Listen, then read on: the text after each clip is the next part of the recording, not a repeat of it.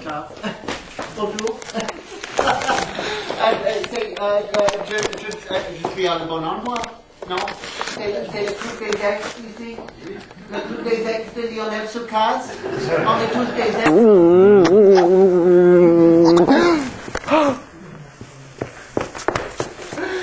Je suis ravi d'être ici parmi vous, ici à la BNF, la Banque nationale de France.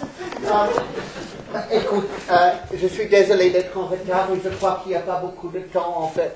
Mais je voulais juste dire, bon, je suis venu en TGV de Suisse. Il y avait des vaches sur la route et il fallait que, bon, c'était pas un train de grande vitesse en fin de compte, c'était un train de grande lenteur.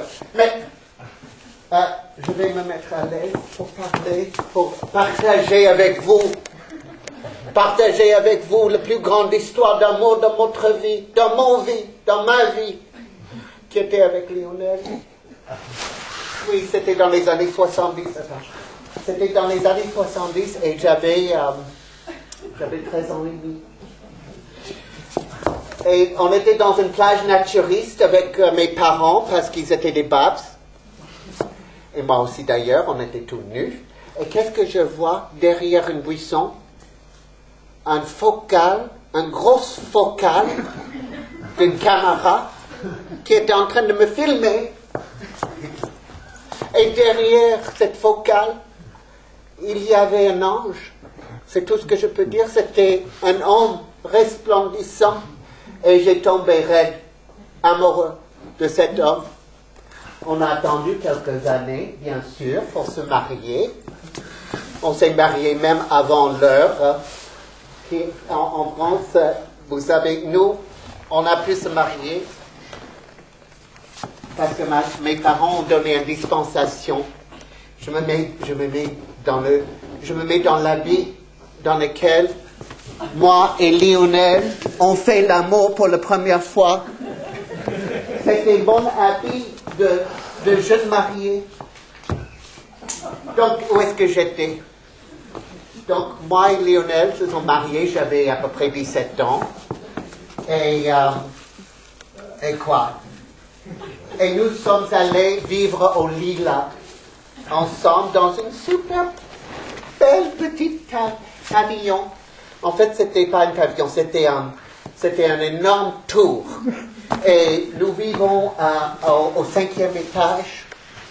Au 5e étage, oui, c'était presque le dernier étage.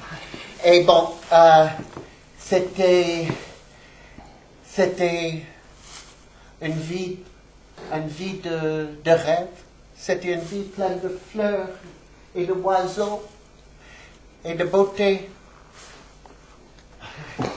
Et un jour, on était en train de choisir les faïenceries de la crédence, avec quelques querelles, bien sûr, parce que moi j'aime l'orange et Lionel il adore le rouge. Mais bon, on était en train de refaire la cuisine et qu'est-ce qu'on voit derrière les placards qu'on venait de retirer? On voyait un grand tuyau d'évacuation qui était fissuré avec des petites fils de merde qui tombaient dans l'appartement. C'était dégoûtant, non? C'était complètement dégoûtant. Donc on a demandé au syndic de nous envoyer des plombiers. Et bon, ça c'était le rêve. Ils ont envoyé les plus beaux plombiers qui n'ont jamais existé dans le monde. Il y avait là Goliath et là David, plus petit, avec des fesses complètement dures. Et on a fait l'amour 24 heures durant avec ces quatre-là. C'était incroyable. Lui, l'autre, il était beaucoup plus bien monté que moi, en fait. Mais Goliath, il m'a complètement transformé. La vie aussi. Bon, en tout cas, on a fait l'amour. Ils ont changé le tuyau. Et là, je crois qu'ils ont laissé un sac de ciment. Un sac de ciment dans le tuyau. Parce que c'est ça, Léonard, les eaux usées s'accumulaient des jours et des jours et des jours, et après, il y avait une grande explosion de la merde, du caca, du caca partout, presque dans toutes les baignoires, c'était rempli de caca.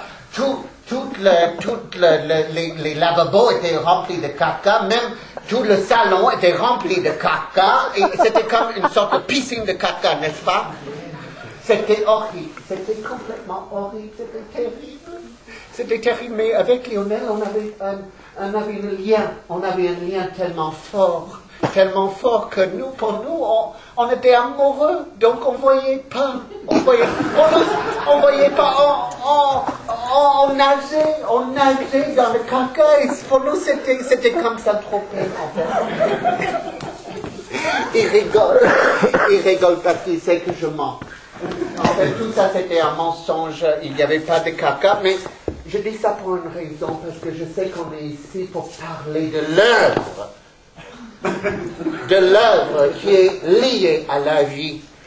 Et même si c'est une œuvre qui est tellement bonne, tellement pertinente, tellement importante, tellement homosexuelle, tellement gay, tellement politiquement politique, tellement militante, Eros militante, bon, vous savez ça, tellement incroyable. Cette œuvre est tellement incroyable. Mais je dois juste dire qu'il y a une petite, je dois faire une petite critique, je ne lui ai jamais dit ça, mais je dois le dire là maintenant ici à la bibliothèque de François Mitterrand. À cette bibliothèque, ici, je dois le dire, et que vous filmez, mes amis derrière, parce que je dois faire une petite critique de cette œuvre qui est tellement beau. Je trouve qu'il n'est pas assez scatologique.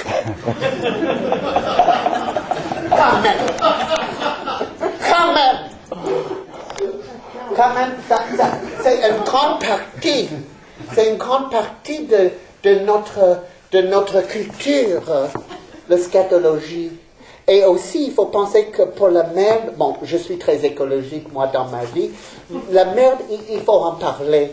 Il faut en parler, non? Vous n'êtes pas d'accord, messieurs les experts, mesdames, tous les ex? Donc, bon, j'ai amené un cadeau.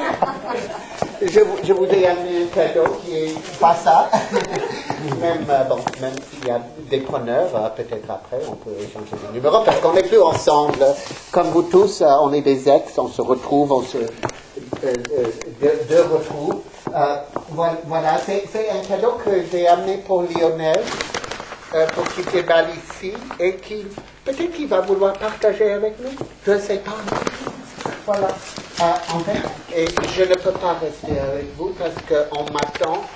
Je dois donner un entretien au monde là, en ce moment. Donc, je ne pourrai pas rester. Mais je voudrais que Lionel, si vous voulez, c'est quelque chose que j'ai fait avec mes mains.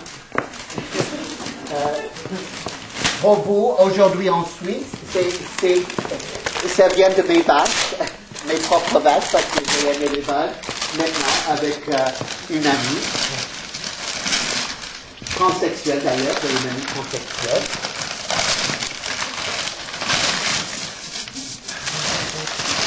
C'est bien emballé. Heureusement, qu'est-ce que c'est?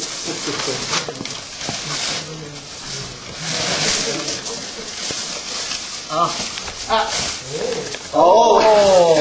Ça tombe pile en fait, parce que vous avez faim, c'est l'apéro. Donc, on va faire passer, monsieur. Je ne sais pas si vous mangez de la pizza. Non.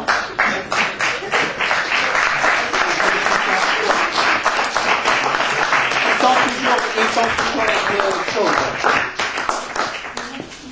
On va faire passer.